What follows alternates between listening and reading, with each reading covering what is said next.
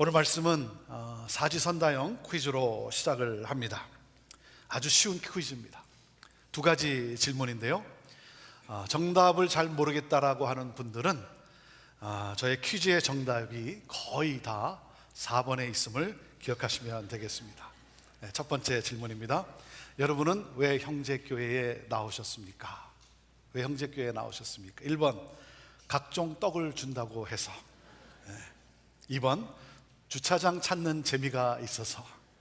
3번, 권 목사가 잘생겼다고 해서. 함정이 여기에 있는 것 같아요.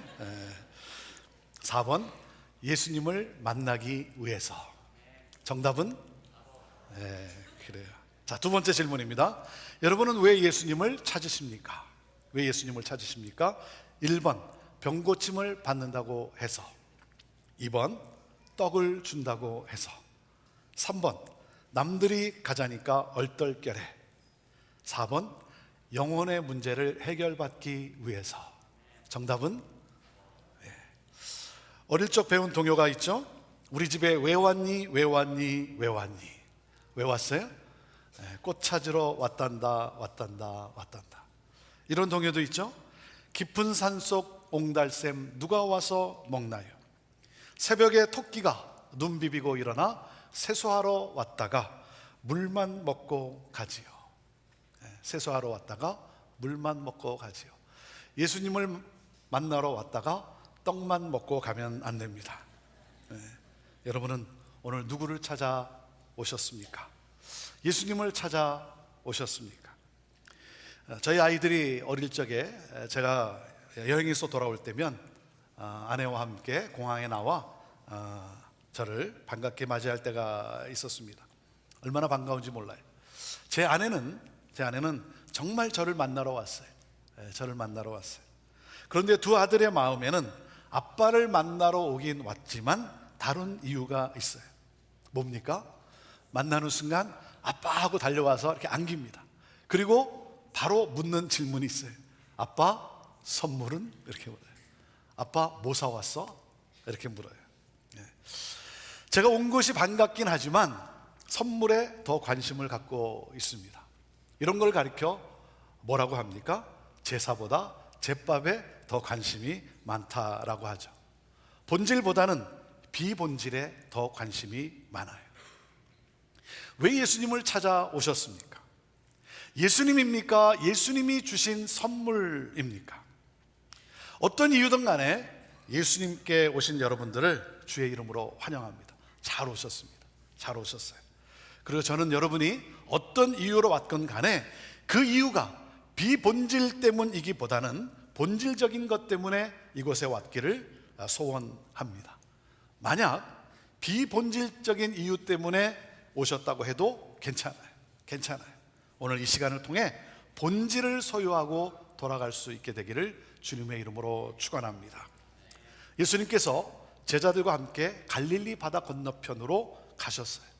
갈릴리 바다 건너편으로 가셨다는 그 소문을 들은 수많은 사람들이 예수님을 따라왔습니다. 몰려왔어요. 성경에 보면 장정만 5천 명이라고 합니다. 장정만 5천 명. 그러니까 부녀자들과 아이들을 합치면 약 2만 명은 좋게 되었을 것입니다. 예수님은 그들을 보시고 그 무리들을 보시면서 제자 중 한 명인 빌립에게 묻습니다. 우리가 어디서 떡을 사서 이 사람들을 먹이겠느냐? 이렇게 묻습니다.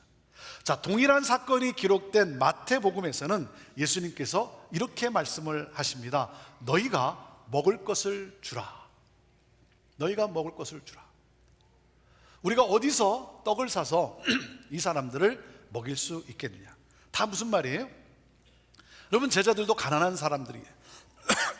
그러니까 그들에게는 이게 지금 불가능한 이야기죠. 불가능한 이야기. 그런데 기적이 일어났습니다. 기적이 일어났어요.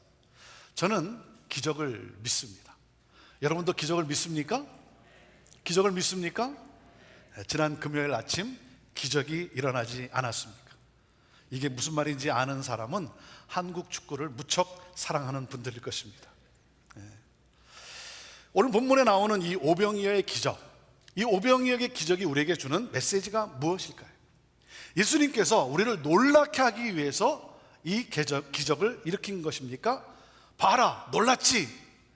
하는 거냐 이거예요. 아니죠.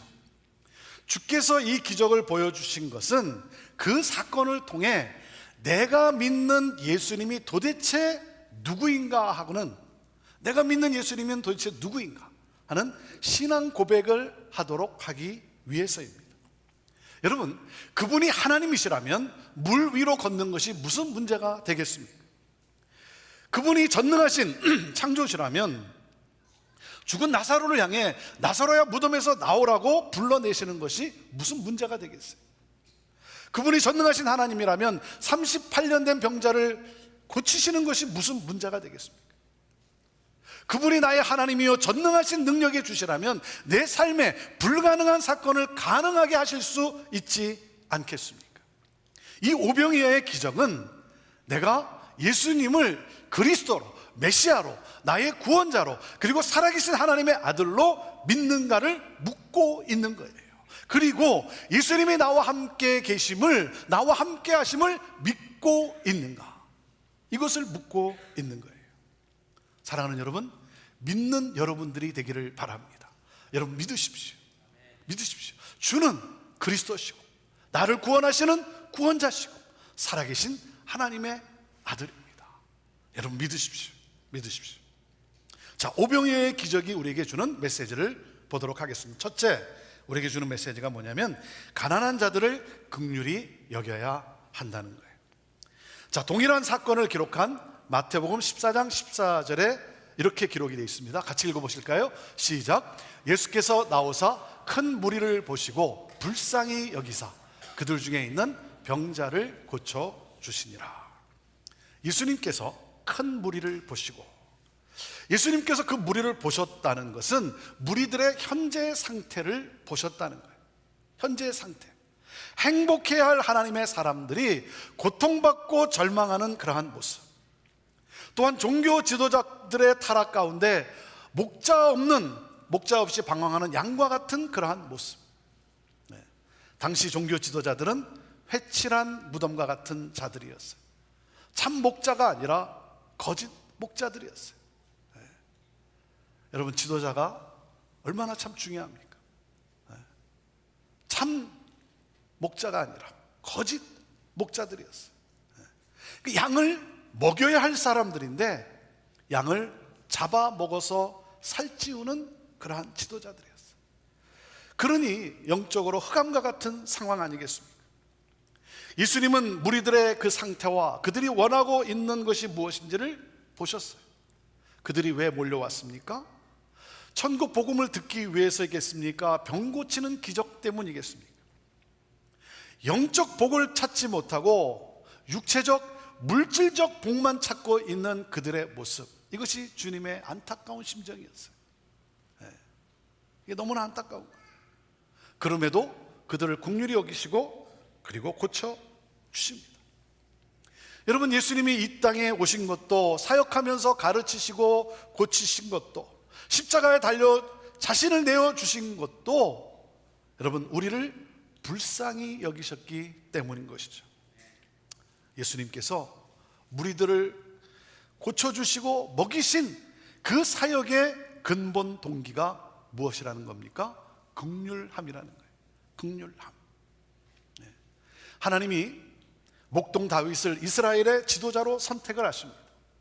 하나님의 선택의 기준이 뭐예요? 여러분, 다윗에게 따라다니는, 다윗의 이름 앞에 따라다니는 수식어가 무엇입니까?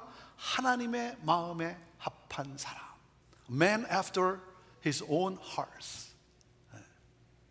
하나님의 마음과 맞는 사람, 하나님의 마음과 통하는 사람, 하나님의 마음을 가진 사람. 그 하나님의 마음이 뭐예요? 하나님의 마음, 그것은 바로 긍휼함이에요. Compassionate heart. Compassionate heart.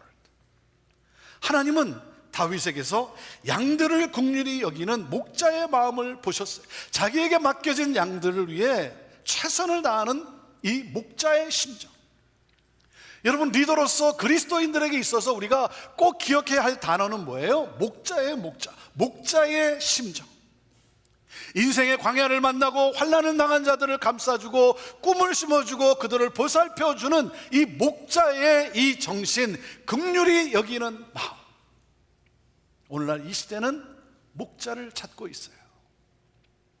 이 시대는 참 목자를 찾고 있어요. 저의 간절한 소원도 바른 목자가 되고 싶은 거예요. 사꾼이 되면 안 되잖아요. 바른 목자가 되고 싶어요. 하나님의 진리의 말씀으로 맡겨진 양떼들을 잘 목양할 수 있는 그러한 목자, 한 영혼을 위해 가슴앓이 할 수 있는 가슴앓이 하는 그러한 목자,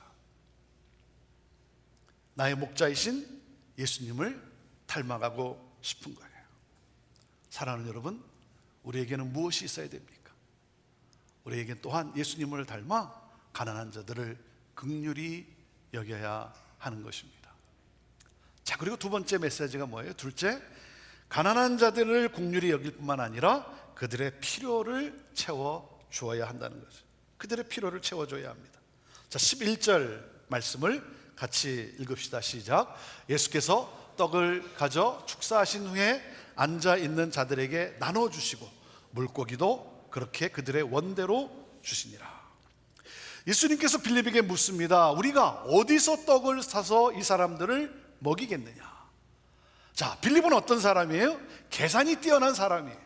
그러니까 예수님의 이 질문이 떨어지자마자 한눈에 딱 훑어보고 뭐라 그러냐면 적어도 200데나리온은 필요합니다 라고 대답을 한 사람이에요. 여러분, 장정 한 사람의 하루 품삯이 한 데나리온이에요. 그러니까 200데나리온이면 200일을 일해야 되는 그러한 액수라는 거죠. 이 많은 사람을 먹이기 위해서는 우리식으로 말하면 적어도 3만 불이 필요하다는 거예요. 자, 그럴 돈도 없을 뿐더러 돈이 있다고 해도 광야에서 여러분 그 먹을 것을 떡을 구한다는 것은 그건 불가능한 이야기 아니겠습니까?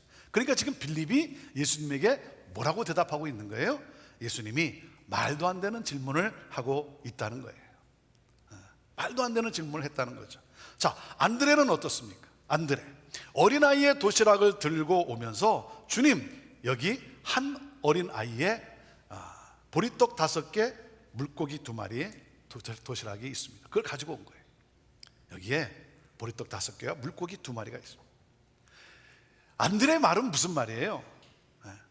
이것이 이 많은 사람들에게 무슨 소용이 있겠냐는 거예요. 이 너무 적지 않습니까? 코끼리 비스켓 아닙니까? 말도 안 된다는 거죠. 이거 갖고 뭐 하겠냐는 거예요. 그러니까 안드레와 빌립 다를 바가 없죠. 빌립이나 안드레는 지극히 인간적이에요. 그러니까 뭐예요? 이게 계산이 안 되니까 관둡시다 하는 거예요. 관둡시다. 무슨 엉뚱한 말을 하십니까? 그런 거예요. 우리는요, 자기 생각대로 자기가 보는 대로 하려고 합니다. 자기 인생의 경험을 따라서 결정합니다.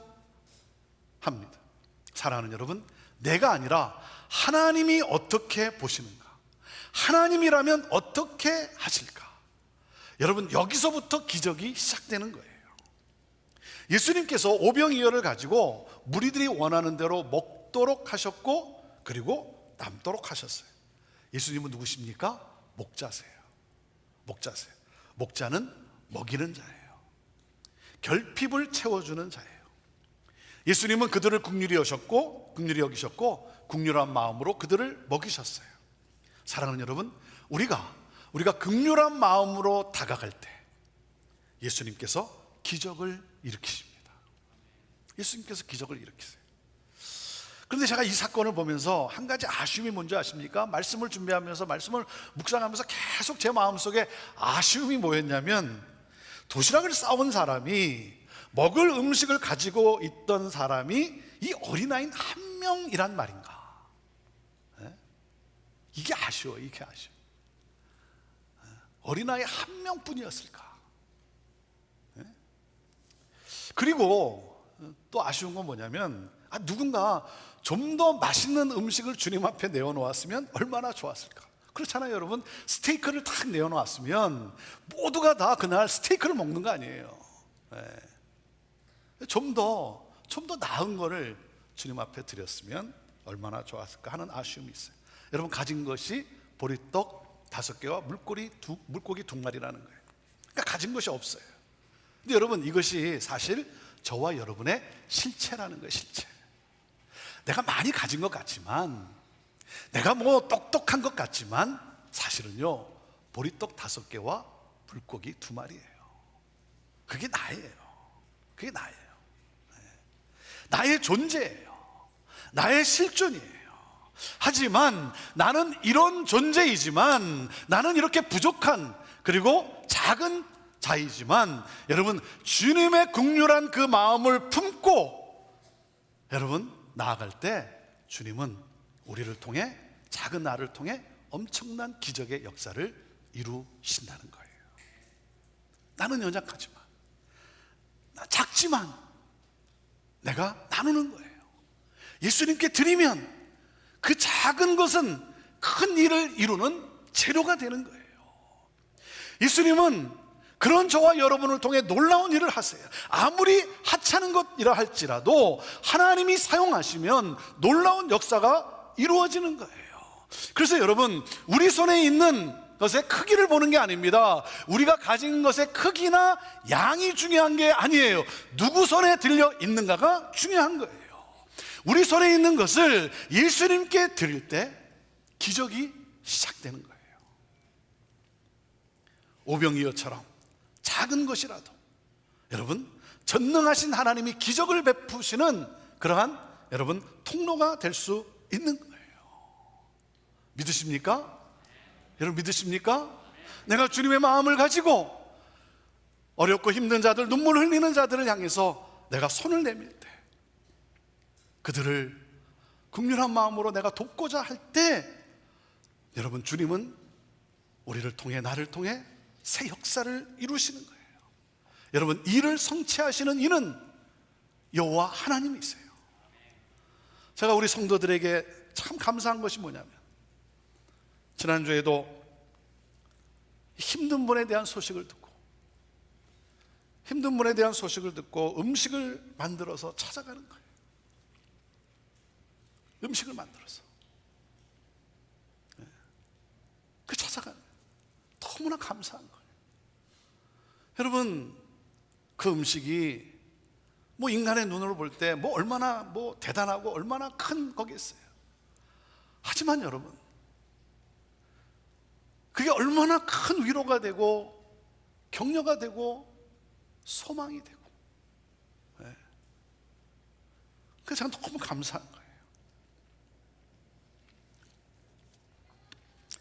우리가 감사절을 맞아서 재난당한 분들을 위해서, 그리고 전쟁이 그치지 않은 이 우크라이나에 신음하는 이분들을 안타까운 마음을 품고 헌금을 했어요.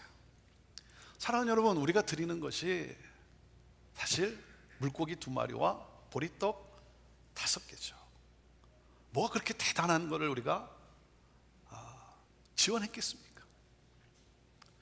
하지만 이분들에게는 얼마나 큰 위로와 격려가 되었는지, 오늘도 이렇게 잠깐 얘기했지만, 지난주 금요 성령 집회 때 이 루돌프 목사님, 송설나무 집사님 여러 차례 형제교회에 너무 감사하다는 거예요.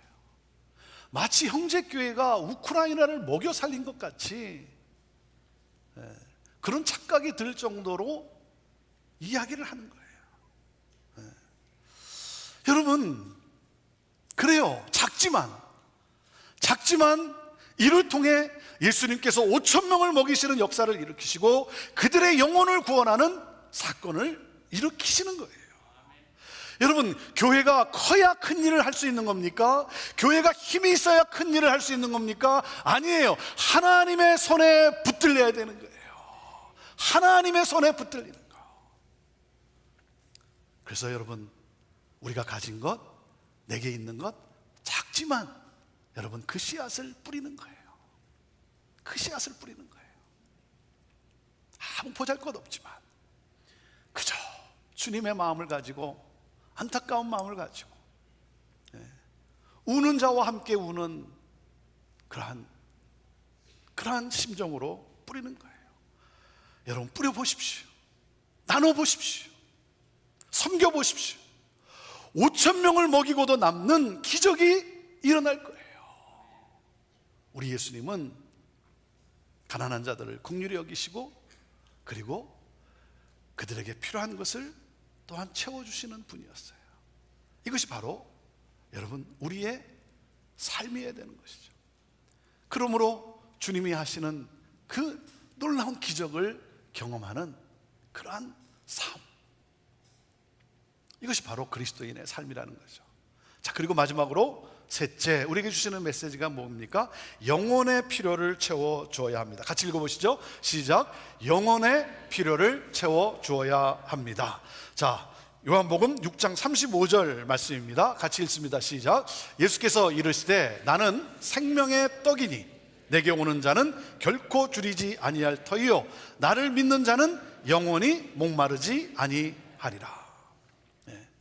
예수님이 빌립에게 물었습니다.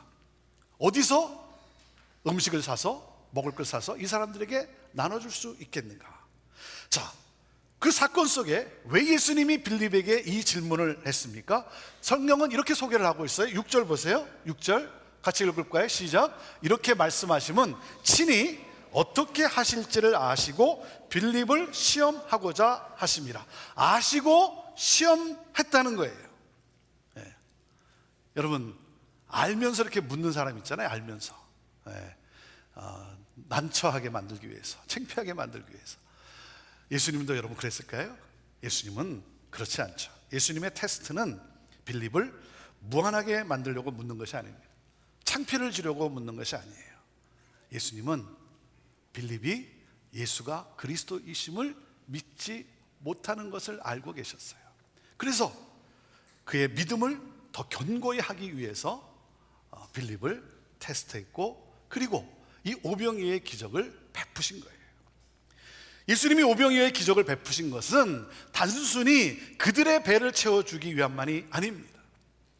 육신의 필요를 채워주는 것도 중요하지만 궁극적으로 영생을 위해 영혼의 필요를 채워주는 것이 가장 중요하죠. 여러분 예수님은 우리에게 영원한 생명을 주시기 위해 오셨어요. 영적인 문제를 해결해 주시기 위해 오셨어요. 그래서 그의 몸을 찢고 그 피를 흘려 우리의 죄를 씻어주시고 그래서 이 세상에서 우리가 배부른 자가 되는 것이 아니라 하나님 나라의 백성으로 삼고 싶은 거예요. 당신의 자녀로. 그래서 예수님은 이 사건을 통해 당신이 영생을 위한 양식임을 알리신 거예요. 그래서 이 사건을 베푸신 예수님이 뭐라고 말씀합니까? 나는 생명의 떡이다. 내가 생명의 떡이다. 내가 참된 양식이다. 나를 먹으면 산다 말씀하십니다. 나를 먹으면 너희가 결코 다시는 줄이지도 아니하시고 목마르지도 않는다는 거예요. 예수님은 십자가에서 대속의 죽음으로 우리의 죄의 문제를 다 해결하시고 사망 권세를 이기시고 부활하심으로 말미암아 우리에게 영원한 생명을 주셨어요. 영원한 생명을 주셨어요. 사랑하는 여러분, 신앙생활은 예수님 자체를 먹는 거예요. 먹는 거예요. 생명의 떡이신 예수님을 먹는 거예요. 예수님을 먹는다는 것은 예수님께 나오는 거예요. 예수님께 나와 그 예수님을 믿는 거예요. 예수가 그리스도이심을 예수님 앞에 나와 고백하며 그것을 믿는 자에게 이 생명이 주어지는 거예요. 그래서 예수님께 나와 예수님을 먹으면 먹을수록 그 생명의 떡을 먹으면 먹을수록 어떻게 됩니까? 나의 삶의 모든 것이 절대적인 하나님의 은혜라는 사실을 깨닫기 때문에 우리가 예수님 앞에 나와서 예수가 그리스도이심을 우리가 고백하며 찬양하며 경배할 때마다 여러분 나의 지금 모든 것이 내가 살아온 모든 과정이 하나님의 은혜임을 우리가 깨닫기 때문에 뭡니까? 감사하게 되고 그리고 기뻐하며 그리고 뭡니까? 역동적인 능력의 삶을 살아가게 되는 거예요.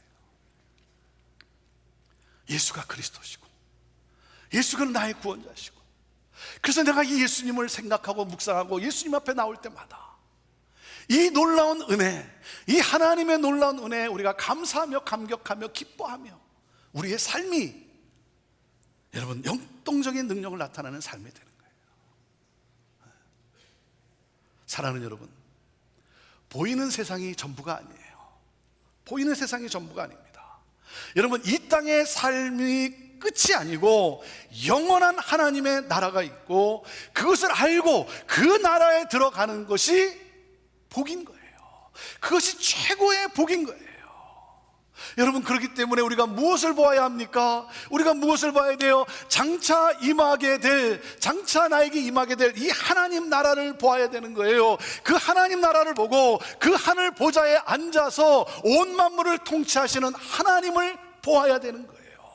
사랑하는 여러분, 이 세상에서 지치고 힘들 때 여러분, 눈을 들어 하나님 나라를 바라보십시오. 문제가 찾아올 때 여러분, 문제만 바라보는 것이 아니라 시선을 돌려 세상을 통치하시는 하나님을 보게 되기를 바랍니다. 사랑하는 여러분, 나의 소망은 누구입니까? 나의 소망은 누구예요? 여러분, 크게 한번 대답해 보세요. 믿음으로 대답해 보세요. 나의 소망은 누구입니까? 누가 나의 삶의 주인이십니까? 내가 여기까지 올 수 있었던 것도 누구 때문입니까? 오늘 나의 삶의 문제를 해결해 주실 수 있는 분은 누구십니까? 저와 여러분이 의지할 분은 누구십니까? 이 세상의 모든 고난을 뚫고 나갈 수 있는 새 힘을 주실 수 있는 분은 누구십니까? 우리 하나님은 전능하신 구세주예요. 알파와 오메가세요. 처음과 나중이세요. 그는 영원하시며 끝이 없으시고 이제도 계시고 전에도 계시고 장차 오실 전능자세요. 만물의 주관자이십니다. 여러분, 그 하나님이 누구십니까? 자기 백성과 영원히 함께하는 임마누엘 하나님이세요. 여러분, 하나님 나라 천국의 핵심은 어디에 있습니까? 임마누엘에 있어요. 주님이 함께 하신다는 사실이에요. 이것이 천국의 핵심이에요. 주님이 함께 하시기 때문에. 주님이 함께 하시기 때문에 어떻습니까? 계시록 21장 4절 말씀입니다. 함께 같이 읽습니다. 시작. 모든 눈물을 그 눈에서 닦아주시니 다시는 사망이 없고 애통하는 것이나 곡하는 것이나 아픈 것이 다시 있지 아니하리니 처음 것들이 다 지나갔음이리라. 하나님이 친히 우리의 눈물을 닦아주세요. 그분이 하나님이세요. 하나님의 약속이세요. 우리의 눈물을 닦아주시고, 그리고 사망하는 것이나 애통하는 것이나 고통도 없을 것이라고 하나님은 약속하셨어요. 말씀하셨어요. 오늘 이 은혜가 여러분에게 있게 되기를 주님의 이름으로 축원합니다. 오늘도 이 치유의 능력이 여러분과 함께하게 되기를 바랍니다. 나의 눈물을 닦아주시고 더 이상 사망이나 애통하는 것이나 아파하는 것이 없는 그 하나님 나라, 나를 그곳으로 인도하셔서 영원한 하나님의 자녀로서의 그 영원한 영광을 누리며 살게 하실 그 주님, 사랑하는 여러분, 오늘 이 주님을 만나십시오. 오늘 이 주님을 영접하십시오. 그리고 이 주님과 함께 여러분 동행하십시오. 그 주님을 바라보시며 사시기를 바랍니다. 그리고 이 주님을, 사랑하는 여러분, 증거하며 삽시다. 증거하며 삽시다.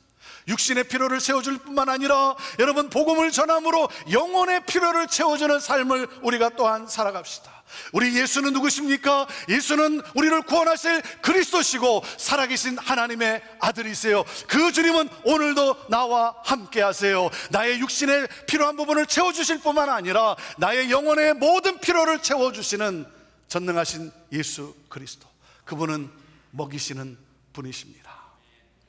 기도하겠습니다. 오늘 이 시간 우리의 육신의 필요뿐만 아니라 우리의 영혼의 필요를 채워주시는 예수 그리스도, 여러분, 예수님을 여러분 영접하십시오. 영접하십시오. 나의 인생의 주인으로 영접하십시오. 그럴 때 우리는 이 놀라운 은혜로 말미암아 우리는 감사하며 기뻐하며 역동적인 능력을 나타내는 삶을 살아갈 수 있게 되는 겁니다. 나를 구원하시는 그리스도이신 예수 그리스도, 그분을 영접할 때 우리의 인생은 달라지고 우리에게는 하나님 나라라고 하는, 그리고 그 하늘 보좌에서 다스리시는, 통치하시는 하나님, 우리는 그분을 보며 우리는 일어나 찬양하며 우리는 감사하며 나갈 수가 있습니다.